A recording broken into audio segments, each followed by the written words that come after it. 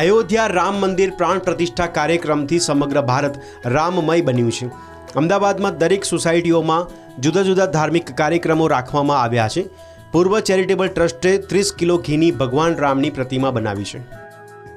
દેશમાં રામ મંદિર પ્રાણ પ્રતિષ્ઠાને લઈને બહુ જ ઉત્સાહ છે અને તમે જો છેલ્લા કેટલાય સમયથી દરેક સોસાયટી અલગ અલગ સંસ્થાઓ પોતપોતાની રીતે જે કામ આવે કરે છે। અમે જ પર્વ ચેરિટેબલ ટ્રસ્ટ દ્વારા 100 નદીનું પાણી અયોધ્યા રામ મંદિરમાં મોકલાયું છે અને આજે પર્વ ચેરિટેબલ ટ્રસ્ટ દ્વારા અમારી સોસાયટીમાં ખૂબ જ ઉત્સાહપૂર્વક આયોજન થઈ રહ્યું છે। નીચે રંગોળીને એવું બધું દોર્યું છે અને 12:39 એક અમે ઘીમાંથી 30 કિલો ઘીમાંથી ભગવાન શ્રી રામની મૂર્તિ બનાવી છે, તો એની મહાઆરતીનું આયોજન કરવામાં આવ્યું છે।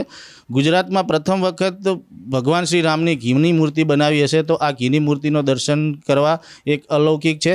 એટલે ઘીમાંથી જે રામ ભગવાનની મૂર્તિ બનાવી છે એનું નીચે પૂજન થશે અને એની ભગવાન રામની ઘીની પ્રતિમા ઓઢવમાં રહેતા કલાકાર હંસાબેન દ્વારા તૈયાર કરવામાં આવી છે।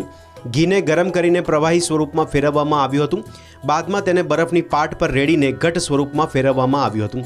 જામેલા ઘીને એકત્ર કરીને તેને આકાર આપીને મૂર્તિ તૈયાર કરાઈ છે।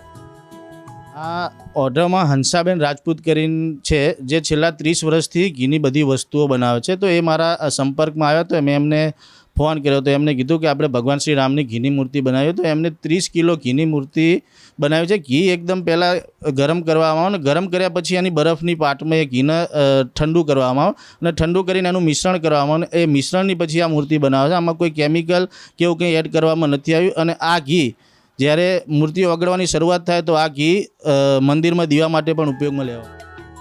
આ પ્રતિમાનું બપોરે મંદિરમાં સ્થાપન કરીને પૂજન કરવામાં આવ્યું હતું। મૂર્તિ પીગળી ગયા બાદ ઘીનો ભગવાનના દીવામાં ઉપયોગ કરવામાં આવશે। રામ મંદિર પ્રાણ પ્રતિષ્ઠા સંપન્ન થતાં દેશભરમાં દિવાળી જેવો માહોલ છે। કેમેરામેન શ્રેયસ વસાવા સાથે ચેતન બાંભણિયા, પ્રવેગ ટીવી, અમદાવાદ।